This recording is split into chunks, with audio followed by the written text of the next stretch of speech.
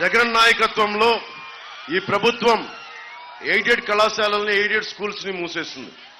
ఈ ప్రభుత్వం 4709 పాఠశాలల్ని మూసేసింది.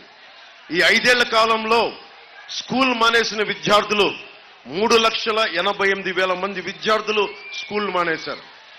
5 సంవత్సరాల నుంచి 18 సంవత్సరాల వయసున్న విద్యార్థులు, ఇది మీరు చాలా జాగ్రత్తగా వినాలి, 5 సంవత్సరాల నుంచి 18 సంవత్సరాల వయసున్న విద్యార్థులు రాష్ట్రంలోనే ఆంధ్రప్రదేశ్లో ఒకళ్ళు కాదు ఇద్దరు కాదు 62,000 మంది విద్యార్థులు చచ్చిపోయారు. ఇది ఎప్పటికీ బయటికి రాదు. 62,000 మంది విద్యార్థులు మృతి చెందారు. 5 సంవత్సరాల నుండి 18 సంవత్సరాల వయసు బిడ్డలు. ఏ రోజు కూడా జగన్ దీని మీద ప్రెస్ మీట్ పెట్టలా.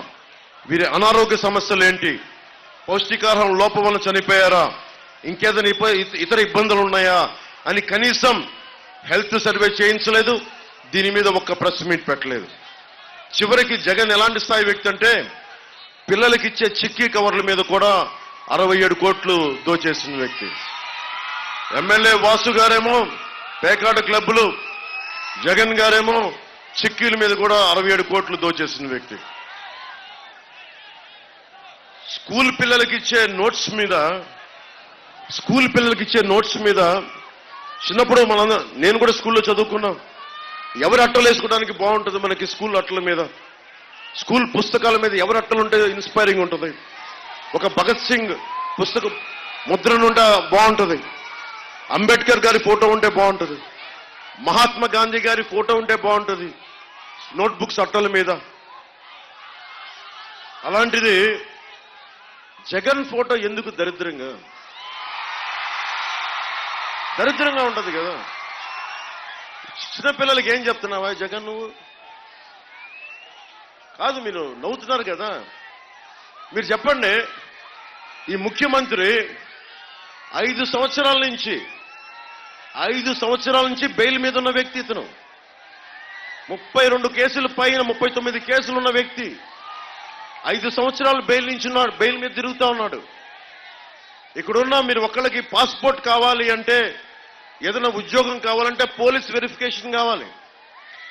పోలీసులను నియంత్రణ చేసే వ్యక్తి 5 సంవత్సరాలు బెయిల్ మీద ఉన్నాడు. ప్రభుత్వ అధికారులు లంచాలు తీసుకుంటున్నారా లేదా అని చెక్ చేసే ఏసీబీ మీద ఆధిపత్యం చూపించే వ్యక్తి ముఖ్యమంత్రి. ఆ ముఖ్యమంత్రి మీద ఎన్ని కేసులు ఉన్నాయి? 30 కేసుల పైన, 5 సంవత్సరాల నుంచి బెయిల్. ఏం సూచిస్తుంది ఇది? మనకు ముఖ్యమంత్రి మనోడా, మన వర్గపోడా, మనోడని కాదు, ముఖ్యమంత్రి స్థానంలో ఉండేవాడు సరైనోడా కాదా అనేది మనం అందరం ఆలోచించాలి. మీ భవిష్యత్తు ఇది.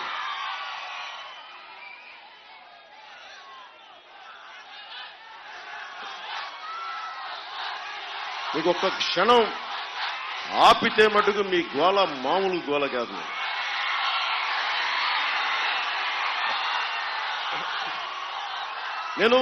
నేను ఆంధ్రప్రదేశ్, ఉమ్మడి ఆంధ్రప్రదేశ్ ఒక ప్రభుత్వ ఉద్యోగి కొడుకుని. నాకేం స్థాయి ఉంటుంది అంటే, ఒక మనిషి అనుకుంటే సాధించగలడు. నేను పార్టీ ఎందుకు పెట్టానంటే, ఇందాక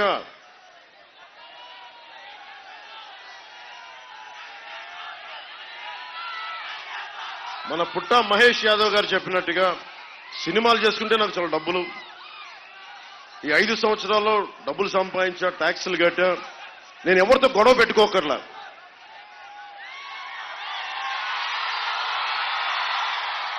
ఎవరితో గొడవలు పెట్టుకోకర్లా, సజ్జల గారి చేత మాటలనిపించుకోకర్లా, జగన్ గారితో మాటలనిపించుకోకర్లా.